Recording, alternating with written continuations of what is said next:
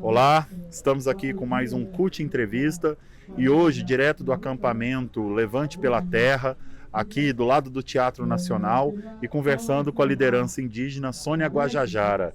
Sônia, que foi a primeira mulher indígena candidata a vice-presidenta do Brasil nas últimas eleições. E é a liderança aqui dos povos indígenas que estão acampados. Muito obrigado, Sônia, pela entrevista. E a gente já começa perguntando qual a razão do acampamento Levante pela Terra. Bom, o acampamento Levante pela Terra, né, foi uma iniciativa da região sul e sudeste, né, temendo essa aprovação do PL 490. Porque o PL 490 ele inviabiliza toda e qualquer demarcação de terras indígenas no país. A região sul e sudeste tem um passivo muito grande de terras indígenas a serem demarcadas, né? Mas a região centro-oeste, a região nordeste, né, tem também um passivo ainda, né, muito grande. E por mais que a Amazônia seja a região que mais tem terra demarcada, ainda tem muitas terras a serem reconhecidas e tem também um processo violento, agressivo de invasões, de madeireiro, de garimpeiros, né? Então o Levante veio aqui, né, trazer essa mobilização, esse chamado mesmo para o Brasil, porque o 490, né, ele acaba colocando todo mundo na mesma situação de insegurança. Impede terras, inviabiliza a demarcação e também revê territórios já demarcados. Então, todas as regiões, né, são afetadas, né, serão afetadas caso o PL 490 seja aprovado. Então, nós estamos aqui. Claro que o foco principal foi o PL 490, mas tem aí o PL 191, que está na Câmara também. Tem o PL 2633, que é o da grilagem, né, que premia invasores de terras públicas. E tem o julgamento no Supremo também, que é aí, né, o resultado desse julgamento vai né, afetar ou vai orientar as demarcações de terra indígena no país, né, vai decidir o futuro das terras indígenas. Então, é um pacote, né? É um pacote de pautas anti-indígenas que tramita hoje no Estado brasileiro.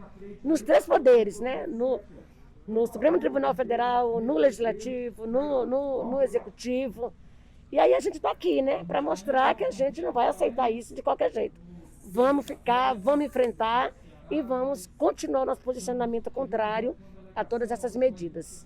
Sônia, e quantos indígenas, quantas etnias passaram aqui por esse acampamento nesse período que vocês estão? Olha, cerca em média de 5 mil indígenas já passaram por aqui. Nós estamos num revezamento, né? A cada semana vai uma delegação, chega outra. Ontem mesmo as delegações do Caiapó, do Pará e do Mato Grosso retornaram, né? Uma delegação do Maranhão, Cricati, Gavião, Guajajara também retornaram ontem. E uma delegação de Caingangue, do Rio Grande do Sul, também foi embora. Mas chegou Mato Grosso do Sul com o povo terena, está chegando hoje Maranhão, né? com Guajajara, Cricati e Gavião, ainda das diversas regiões. E assim, está chegando a cada dia, né? Nós vamos ficar aqui até o dia 30, pelo menos, né, que é o dia que começa o julgamento do recurso extraordinário no Supremo Tribunal Federal, que é esse que tem repercussão geral reconhecida. Ou seja, né, o resultado desse julgamento é o que vai decidir, né, esse futuro das demarcações no país. Para nós é muito importante e é bom que seja logo, que vote logo, porque tendo essa situação decidida no Supremo, também pode paralisar todas essas tentativas de mudança no Legislativo, né? E as próprias ações que o governo vem publicando por meio de portaria, por meio de medida provisória ou instrução normativa, né? Que já está como base o marco temporal. Então, é luta, né? É muita luta. O marco temporal é uma das coisas que talvez seja mais importante, né, para a luta dos indígenas. Eu queria que você explicasse rapidamente para as pessoas que estão nos acompanhando o que é o marco temporal. Nós temos tantas essas coisas, né? Tem hora que a gente vai falar, não consegue dizer qual que é a mais urgente, né? Qual que é mais importante. Mas o marco temporal é também uma das formas de inviabilizar a demarcação de terra indígena, porque eles querem que as terras indígenas sejam reconhecidas, né, para a demarcação, aquelas que comprovarem uma presença física de indígenas ali no dia 5 de outubro de 88, que foi a data da promulgação da Constituição Federal. Quem não comprovar a presença física naquela terra reivindicada, né, eles estão considerando como não é terra indígena, né? E aí é difícil de você comprovar uma presença física naquele dia exato, porque foram muitas as situações que expulsaram os indígenas das suas terras, né? Foram doenças, foram expulsão mesmo de fazendeiro, foi retirada do próprio Estado brasileiro. Então, muitos foram os motivos que retiraram os indígenas do seu território tradicional. Mas que todo povo sabe onde é, né, a sua origem, sabe a tradicionalidade da sua terra. Então, quando tem, né, essa reivindicação da área tradicional, é porque, né, tem ali comprovações de que realmente é terra indígena. E aí não é o Estado que vem dizer o que é terra indígena ou o que não é. E agora, mais do que o marco temporal, estão querendo ainda também dizer quem é indígena e quem não é, por meio de instrução normativa, né? Então, é realmente assim, né? Essa tese do marco temporal, ela precisa ser totalmente abolida, né? Ela tem que ser totalmente já combatida, porque é um perigo, né? É um perigo para todos os povos indígenas que não têm ainda o seu território demarcado. E estamos em meio a uma pandemia, né? Existem dados que mostram que os indígenas são extremamente afetados, talvez a etnia mais afetada por conta da doença. Vários indígenas já foram vacinados. Você já foi vacinada, Sim, Sônia? sim. Coisa boa. Mas nós estamos vivendo uma questão de saúde. Aliás, a questão de saúde do indígena acontece os problemas desde 1500, né? Desde a chegada dos europeus aqui nessas terras. Como é que está hoje a discussão de saúde indígena, Sônia? Olha, no ano passado, 2020, foi um ano de muita mobilização, né, de muita pressão para que o Estado brasileiro, para que o governo federal assumisse a sua responsabilidade sobre a saúde dos povos indígenas, né? Até agora foram mais de 1.000 indígenas mortos pela pandemia. E eu nem sei se realmente foi pela pandemia ou se foi pela falta de estrutura. Porque a gente não é só o coronavírus que está matando, né? O que está matando realmente é a falta de condições, a falta de estrutura para poder atender essas pessoas, né?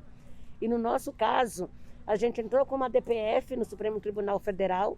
Essa DPF foi acatada, né?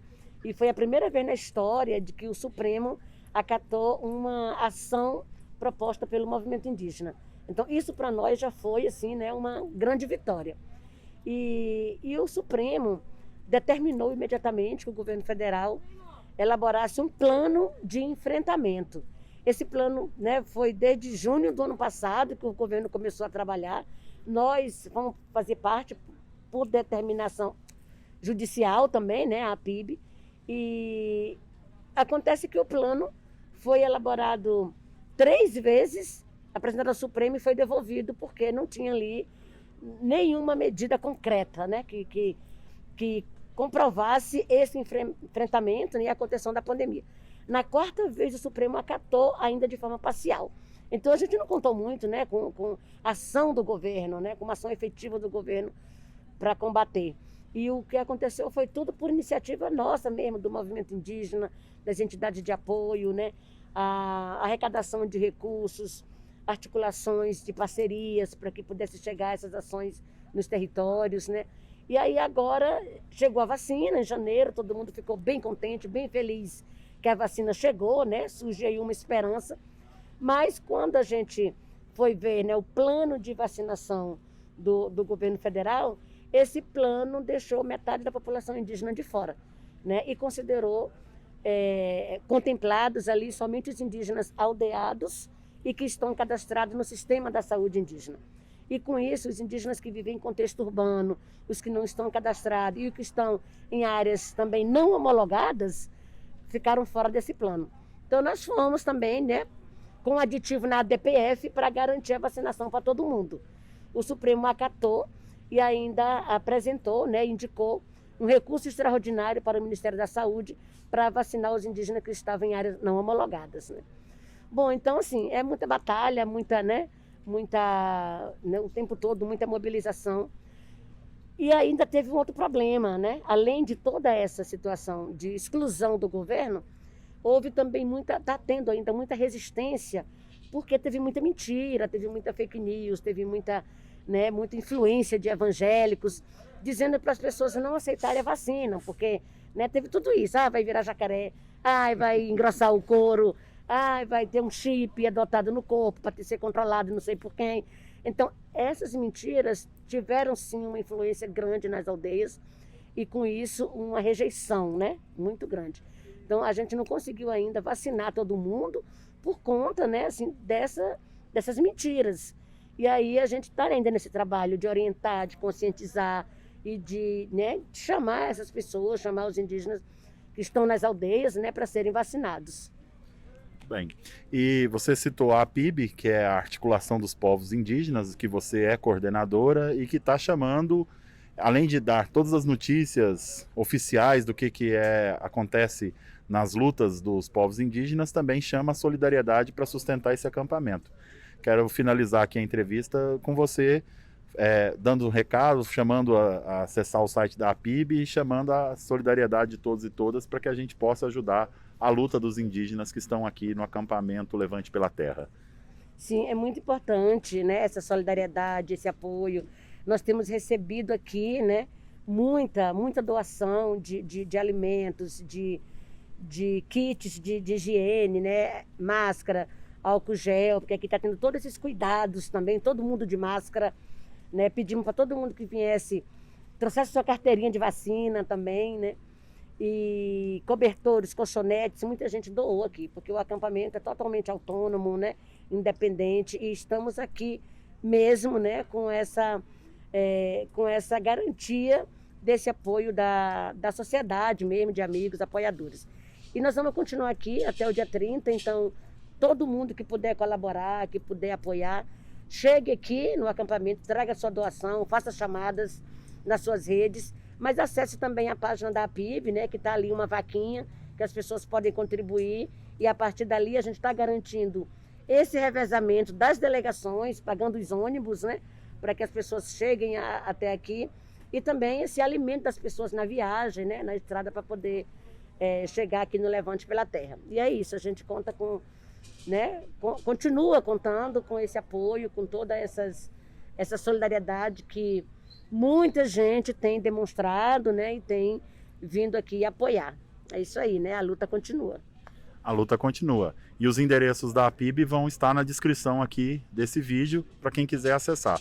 Muito obrigado, Sônia, pela entrevista. A luta continua e todo o apoio à luta dos indígenas. Muito obrigada. Vamos em frente.